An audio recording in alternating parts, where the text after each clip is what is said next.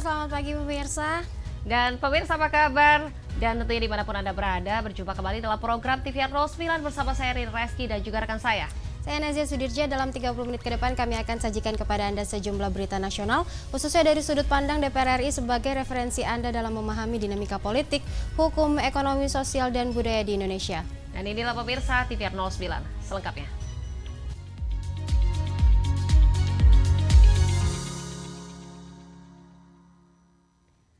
Kita awali berita pada pagi hari ini dari Wakil Ketua Komisi 7 DPR RI yang prihatin terhadap sepinya sejumlah destinasi wisata domestik, bahkan di saat libur panjang.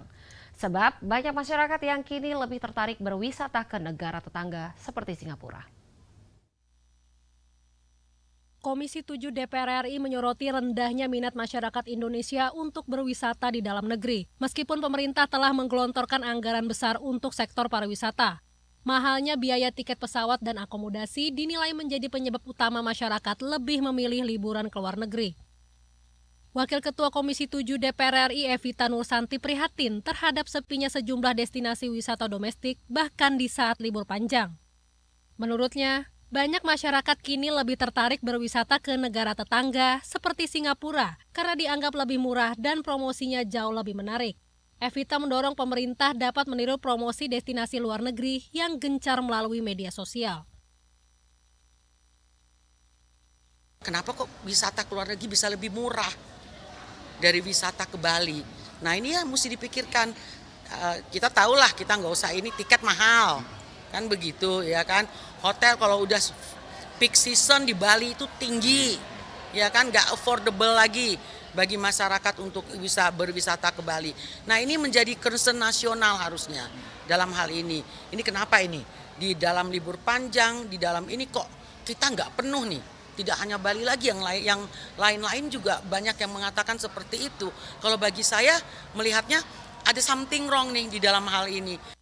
Komisi 7 DPR RI mendorong kebijakan yang lebih terpadu, termasuk dalam hal pengendalian harga tiket pesawat, peningkatan layanan wisata, serta digitalisasi promosi pariwisata domestik.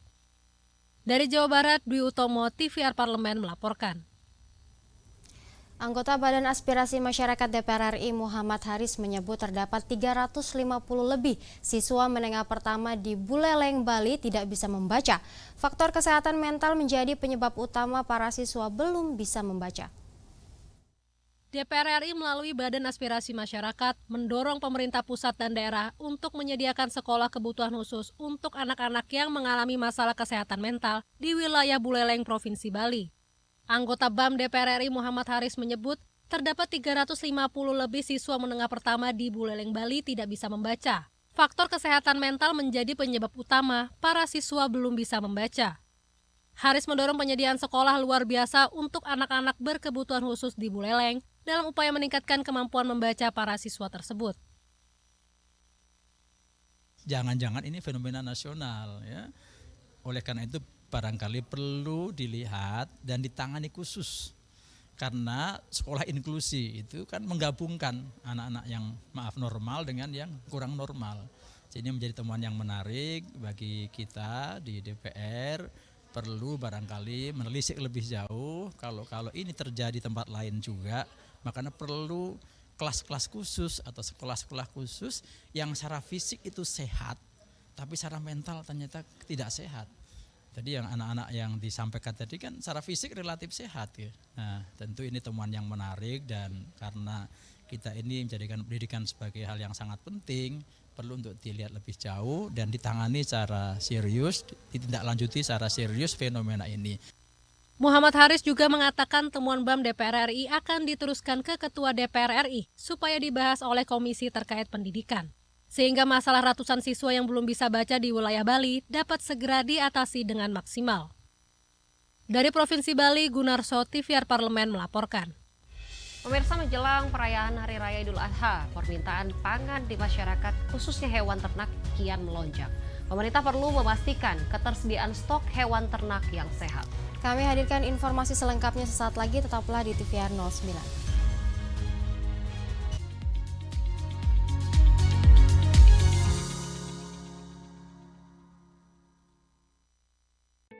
Selamat datang di Biro Pemberitaan Parlemen. Anda memasuki kawasan zona integritas menuju wilayah bebas dari korupsi atau WBK dan wilayah birokrasi bersih dan melayani atau WBBM.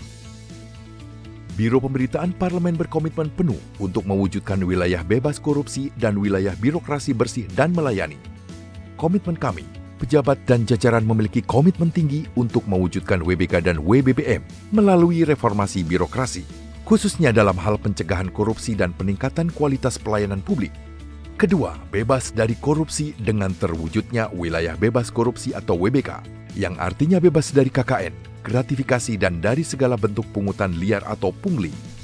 Terakhir, pelayanan prima dengan terwujudnya wilayah birokrasi bersih melayani, yaitu dengan meningkatnya kualitas pelayanan publik dan tercapainya kepuasan masyarakat terhadap pelayanan.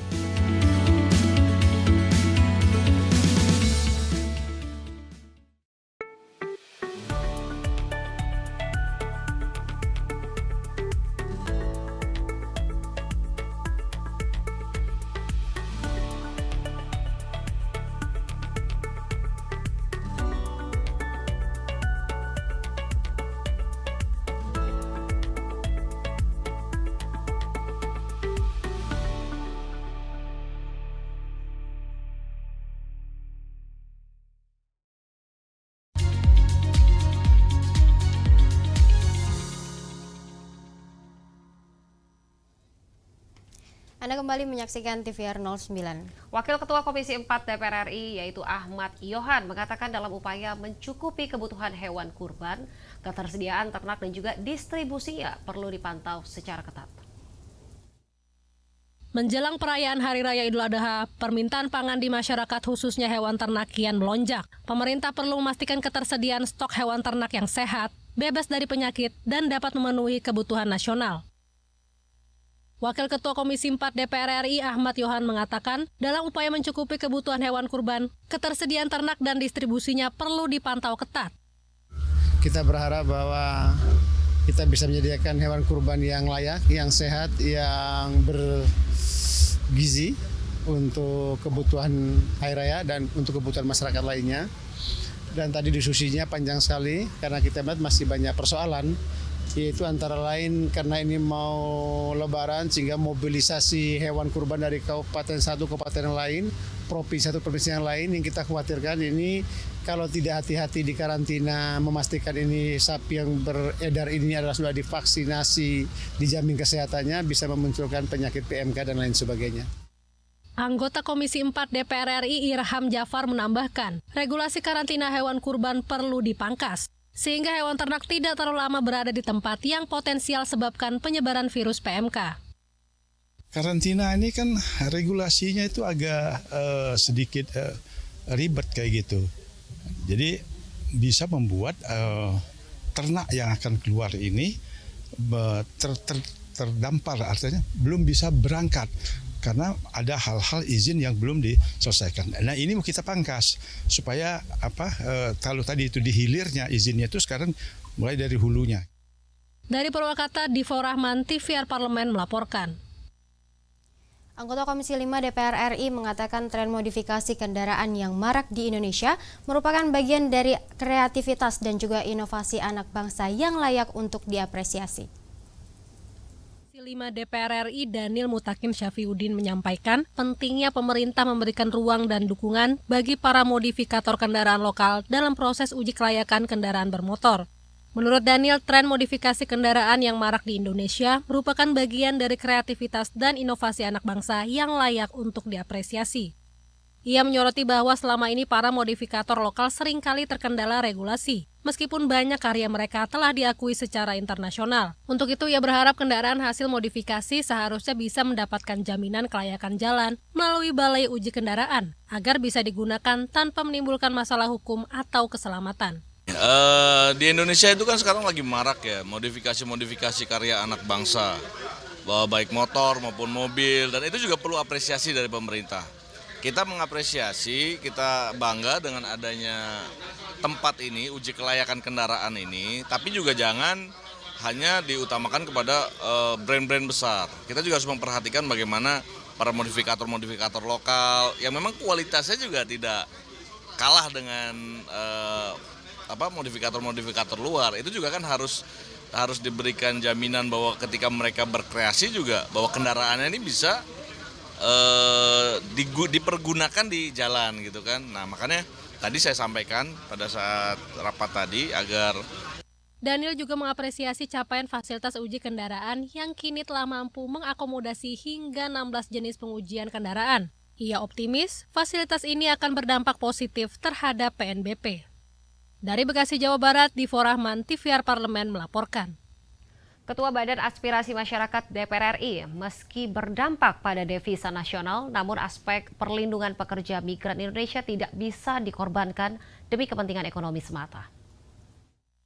Ketua Badan Aspirasi Masyarakat DPR RI Neti Prasetyani menegaskan, pencabutan moratorium penempatan pekerja migran Indonesia atau PMI ke kawasan Timur Tengah, khususnya Arab Saudi, tidak boleh dilakukan tergesa-gesa.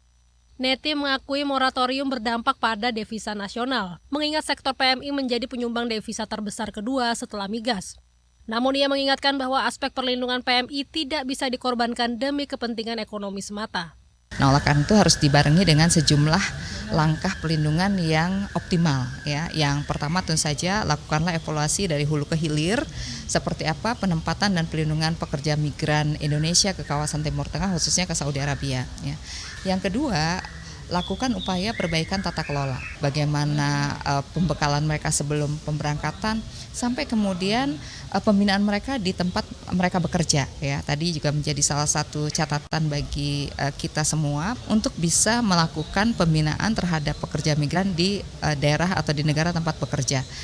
Anggota BAM DPR RI Haris Turino turut menekankan pentingnya pemberian hak dan jaminan perlindungan yang maksimal, sehingga dapat mencegah terjadinya kasus kekerasan terhadap PMI seperti yang sebelumnya pernah terjadi. Maka tentu nomor satu adalah yang permasalahan yang ada itu harus sudah diselesaikan dulu, termasuk yang masih banyak di luar negeri yang masih belum jelas statusnya. Ini harus ditangani dulu dengan benar ya. Baru dibuka, jangan sampai semata-mata hanya karena devisa kemudian kita membuka begitu saja. Akibatnya adalah permasalahan itu akan berulang. Dari Surabaya, Jawa Timur, Temi Riansah, TVR Parlemen melaporkan. Pemirsa, baru-baru ini mencuat polemik antara Kementerian Kesehatan dan Ikatan Dokter Anak Indonesia. Pemicunya adalah perubahan status kolegium yang kini berada langsung di bawah negara, bukan lagi di bawah organisasi profesi seperti sebelumnya. Ketegangan semakin memuncak ketika Kemenkes memutasi sejumlah dokter anak yang dianggap kritis terhadap kebijakan tersebut. Kami hadirkan informasi selengkapnya sesaat lagi, tetaplah di TVR 09.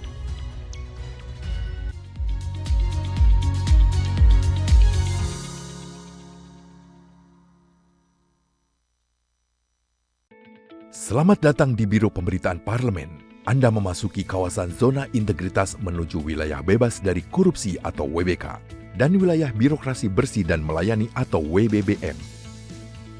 Biro Pemberitaan Parlemen berkomitmen penuh untuk mewujudkan wilayah bebas korupsi dan wilayah birokrasi bersih dan melayani. Komitmen kami, pejabat dan jajaran memiliki komitmen tinggi untuk mewujudkan WBK dan WBBM melalui reformasi birokrasi, khususnya dalam hal pencegahan korupsi dan peningkatan kualitas pelayanan publik. Kedua, bebas dari korupsi dengan terwujudnya wilayah bebas korupsi atau WBK, yang artinya bebas dari KKN, gratifikasi dan dari segala bentuk pungutan liar atau pungli. Terakhir, pelayanan prima dengan terwujudnya wilayah birokrasi bersih melayani, yaitu dengan meningkatnya kualitas pelayanan publik dan tercapainya kepuasan masyarakat terhadap pelayanan.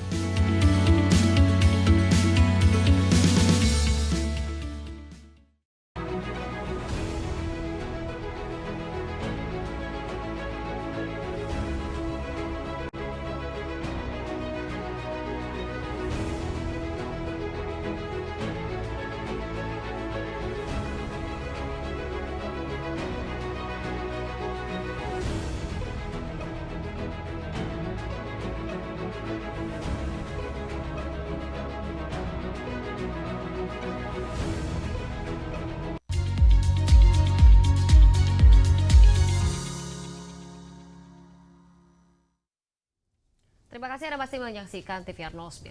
Pemirsa, Komisi 9 DPR RI mengingatkan bahwa inti dari polemik antara Kementerian Kesehatan dan Ikatan Dokter Indonesia adalah miskomunikasi antara pemerintah dan juga organisasi profesi. Komisi 9 pun sepakat keberadaan kolegium sebagai penjaga mutu pendidikan dokter spesialis harus diisi oleh orang-orang independen dan juga profesional. Simak informasi yang telah dikemas oleh tim redaksi TVR Parlemen dalam segmen Lensa Parlemen berikut ini.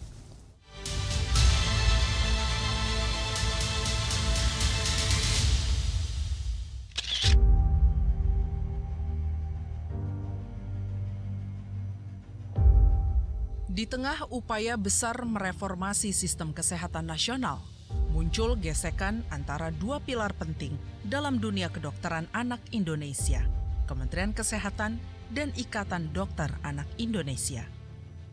Pemicunya adalah perubahan status kolegium, lembaga yang berperan penting dalam pendidikan dan pengembangan profesi dokter spesialis.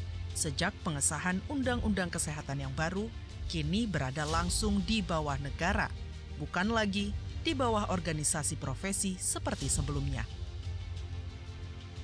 Perubahan ini menuai kekhawatiran dari komunitas dokter, khususnya IDAI, yang merasa bahwa intervensi pemerintah bisa mengancam independensi ilmiah dan kualitas pendidikan kedokteran. Ketegangan semakin memuncak ketika Kemenkes memutasi sejumlah dokter anak yang dianggap kritis terhadap kebijakan tersebut. Di sisi lain, kurang elok jika IDAI menuntut otonomi penuh, seolah-olah mereka bebas dari kontrol atau pengawasan negara. Sebab semua lembaga yang punya dampak publik, apalagi terkait kesehatan masyarakat, harus tunduk pada sistem hukum dan tata kelola negara. DPR RI mengingatkan bahwa inti dari masalah ini adalah miskomunikasi antara pemerintah dan organisasi profesi. Ada situasi di mana dari Kementerian Kesehatan itu sedikit banyak mencampuri urusan kolegium, dalam hal ini bagaimana dokter mengembangkan pendidikan terhadap dokter-dokter yang lain yang namanya ilmu kedokteran, dan dalam hal ini mereka menyebutnya di dalam kolegium itu hendaknya jangan diintervensi oleh kepentingan-kepentingan dalam tanda petik kepentingan politik, karena ini masalah kemanusiaan, masalah kesehatan itu menyangkut masalah nyawa manusia. Di ujung persoalan ini, yang paling terdampak adalah anak-anak Indonesia yang membutuhkan layanan kesehatan berkualitas dari dokter anak. Konflik antara Menkes dan IDAI harus segera diselesaikan dengan cara yang bermartabat dan berorientasi pada kepentingan publik.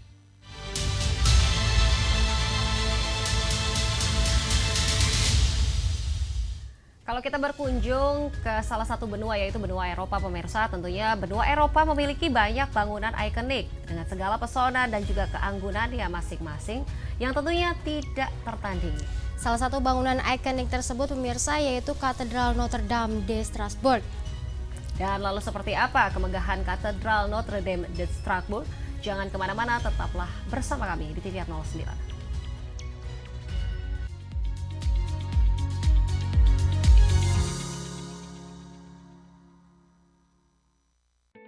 Selamat datang di Biro Pemberitaan Parlemen. Anda memasuki kawasan zona integritas menuju wilayah bebas dari korupsi atau WBK dan wilayah birokrasi bersih dan melayani atau WBBM.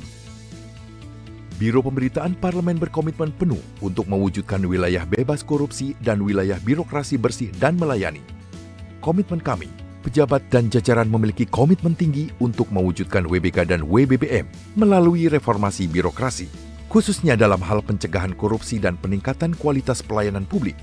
Kedua, bebas dari korupsi dengan terwujudnya wilayah bebas korupsi atau WBK, yang artinya bebas dari KKN, gratifikasi dan dari segala bentuk pungutan liar atau pungli. Terakhir, pelayanan prima dengan terwujudnya wilayah birokrasi bersih melayani, yaitu dengan meningkatnya kualitas pelayanan publik dan tercapainya kepuasan masyarakat terhadap pelayanan.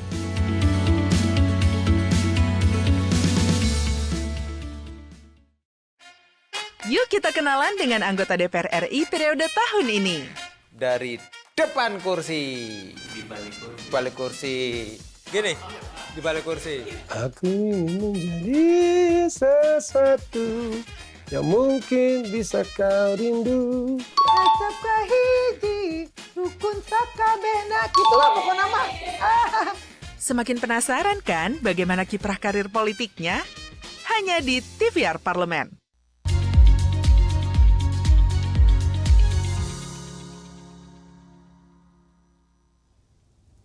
Anda kembali menyaksikan TVR 09. Kalau tadi kita berbicara tentang salah satu ikon yang ada di Eropa tentunya pemirsa di sini, yaitu Katedral Notre Dame de Strasbourg yang terletak di timur laut Prancis ini tentunya memiliki arsitektur gotik Prancis dengan perpaduan memukau antara sejarah dan juga kehidupan modern.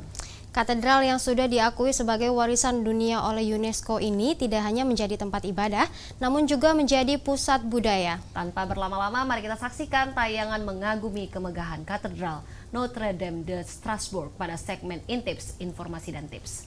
Berikut ini.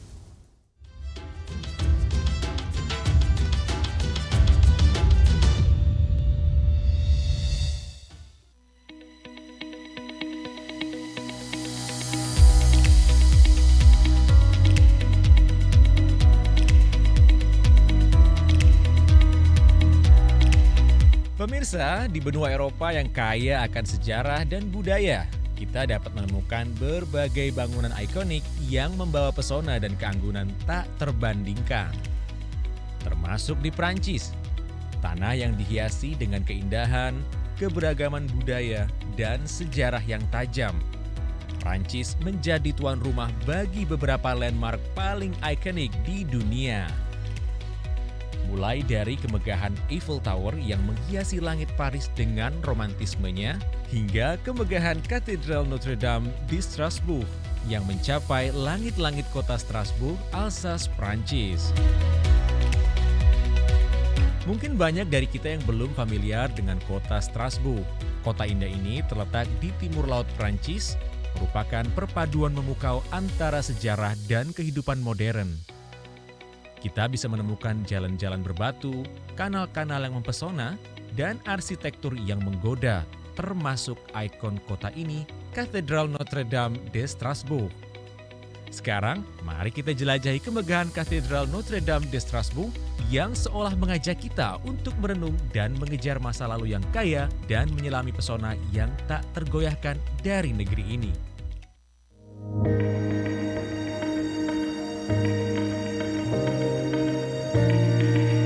Katedral Notre Dame de Strasbourg atau Katedral Bunda Maria dari Strasbourg adalah salah satu katedral paling ikonik di Eropa. Menjadi salah satu landmark paling mengagumkan di pusat kota Strasbourg, Prancis, katedral ini memiliki sejarah yang kaya.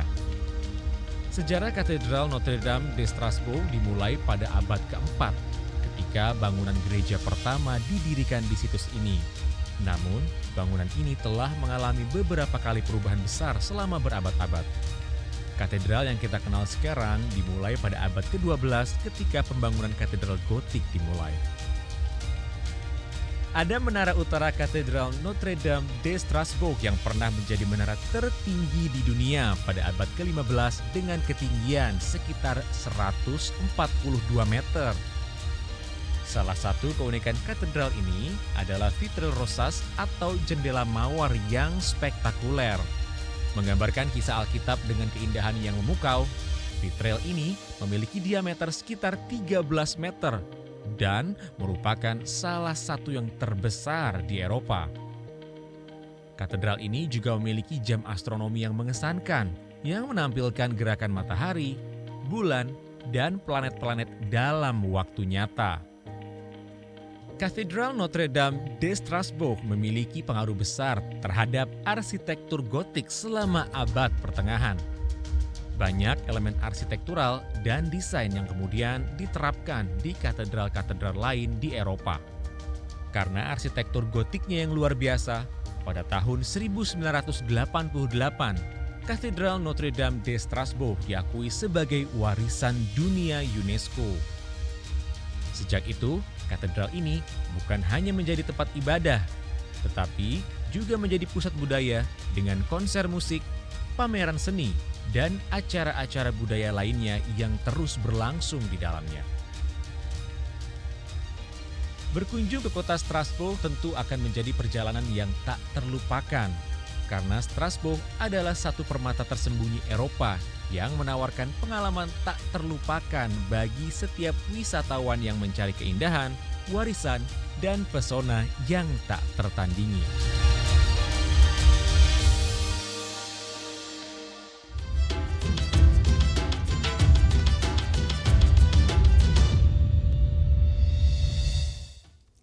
Baik pemirsa, informasi tadi sekaligus menutup jumpa kita pagi ini, dan di penghujung acara kami hadirkan agenda DPR pada Selasa 27 Mei 2025.